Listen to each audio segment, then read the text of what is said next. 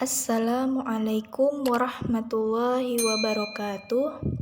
Baik, di sini saya Gita Ajengkinanti dengan teman saya Arya Dinda Ajhari dari kelompok 11 Manajemen Pendidikan yang akan mempresentasikan hasil diskusi kami yang berjudul Struktur Organisasi Sekolah atau Madrasah.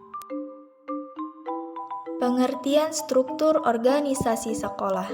Struktur organisasi sekolah atau madrasah merupakan suatu bentuk yang berupa urutan atau daftar yang berfungsi sebagai suatu upaya dalam menjelaskan tugas dan fungsi dari setiap komponen penyelenggaraan pendidikan yang bersangkutan dengan sekolah tersebut.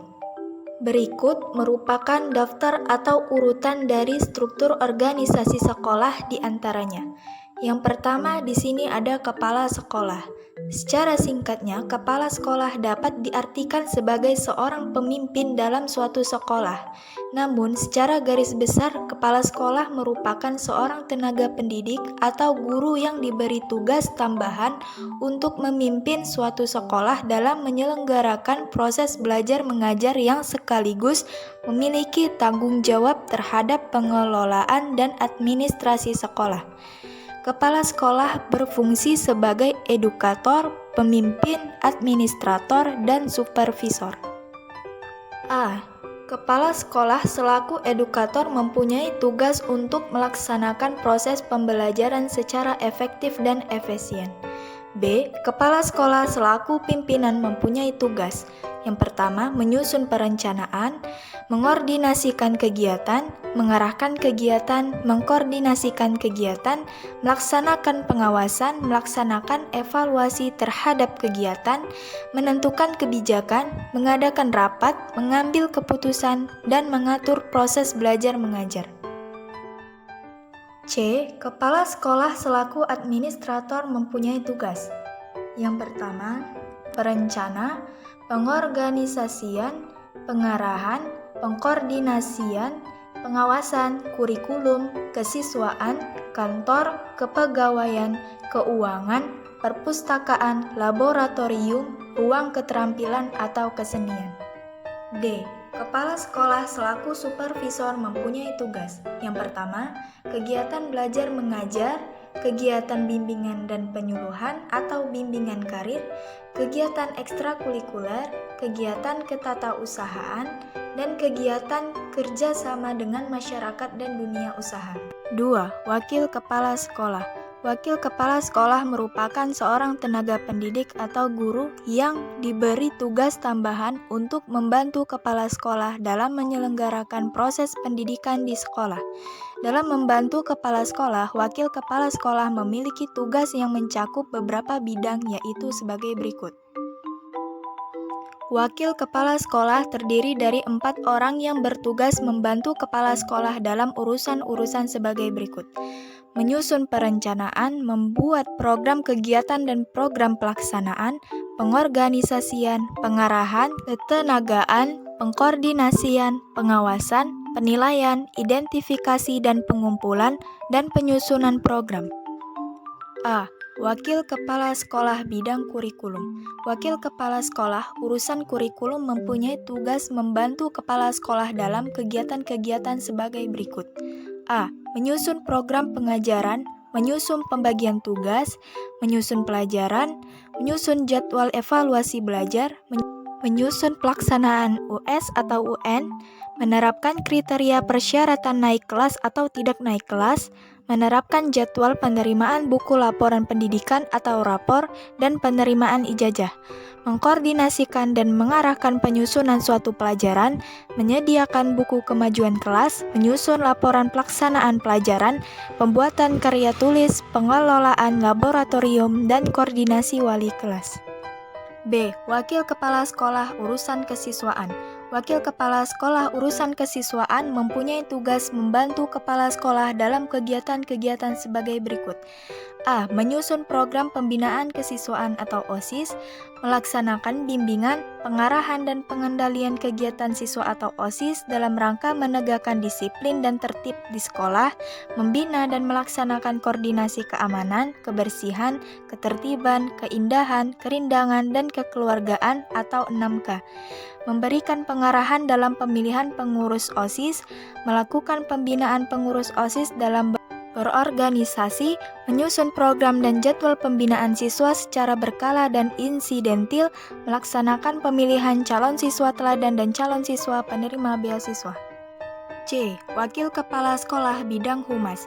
Wakil Kepala Sekolah urusan humas mempunyai tugas membantu Kepala Sekolah dalam kegiatan-kegiatan sebagai berikut. A. Mengatur dan menyelenggarakan hubungan sekolah dengan orang tua atau wali siswa, membina hubungan antara sekolah dengan POMG atau BP3, menyusun laporan pelaksanaan hubungan dengan masyarakat secara berkala, membina hubungan dengan komunitas sekolah, mengikuti kegiatan hari besar nasional atau keagamaan, mengikuti lomba-lomba. D. Wakil Kepala Sekolah Bidang Sarana dan Prasarana.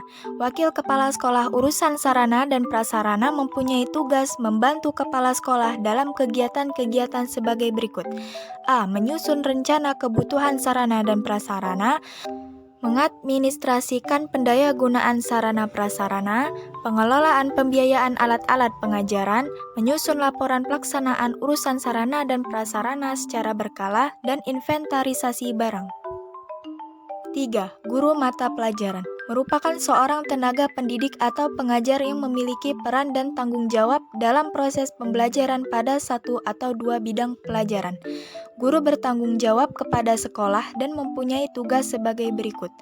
A. Membuat program pengajaran atau rencana kegiatan belajar mengajar per semester tahunan, membuat satuan pelajaran atau persiapan mengajar, melaksanakan kegiatan belajar mengajar, melaksanakan kegiatan penilaian belajar semester atau tahunan, mengisi daftar nilai siswa, melaksanakan analisis hasil evaluasi belajar, menyusun dan melaksanakan program perbaikan dan pengajaran, melaksanakan kegiatan membimbing dalam kegiatan proses belajar mengajar, dan lain-lain. Selanjutnya akan dibacakan oleh teman saya. 4. Guru kelas. Pada dasarnya guru kelas memiliki perbedaan dengan guru mata pelajaran. Dilihat dari jam dan mata pelajaran yang diampu guru kelas, lebih banyak atau hampir semua pelajaran diajarkan dalam satu kelas atau satu rombongan belajar pada satuan pendidikan. Namun dilihat dari fungsinya, baik guru mapel maupun guru kelas, keduanya sama-sama memiliki peran dan tanggung jawab dalam proses belajar mengajar di dalam kelas. 5. Guru BK atau bimbingan konseling. Secara garis besar, guru BK merupakan seorang tenaga pendidik atau guru yang memiliki tugas dan tanggung jawab memberikan bimbingan dan konseling terhadap sejumlah peserta didik di sekolah. BK bertugas membantu kepala sekolah dalam kegiatan-kegiatan berikut. A. Penyusunan program dan pelaksanaan bimbingan konseling. B. Koordinasi dengan wali kelas dalam rangka mengatasi masalah-masalah yang dihadapi oleh siswa tentang kesulitan belajar. C. Memberikan saran dan pertimbangan karir kepada siswa dalam memperoleh gambaran tentang lanjutan pendidikan dan lapangan pekerjaan yang sesuai. E. Mengadakan penilaian pelaksanaan bimbingan konseling. F. Menyusun statistik hasil penilaian bimbingan konseling. G. Melaksanakan kegiatan analisis hasil evaluasi belajar praktik atau pelaksanaan bimbingan konseling. H. Menyusun dan melaksanakan program tindak lanjut bimbingan konseling. I. Menyusun laporan pelaksanaan bimbingan konseling. 6. Tata usaha merupakan seorang petugas sekolah yang berperan sebagai pengelola dan pelaksana dalam teknis penyelenggaraan sistem administrasi dan informasi di sekolah. Kepala tata usaha mempunyai tugas melaksanakan ketatausahaan dan bertanggung jawab kepada kepala sekolah yang meliputi kegiatan-kegiatan sebagai berikut. A. Penyusunan program kerja tata usaha. B. pengelolaan keuangan sekolah. C. Pengurusan administrasi pegawai, guru dan siswa. D. Pembinaan dan pengembangan karir pegawai tata usaha sekolah. E. Penyusunan administrasi perlengkapan sekolah. F. Penyusunan dan penyajian data atau statistik sekolah. G. Mengkoordinasikan dan melaksanakan 9K. H.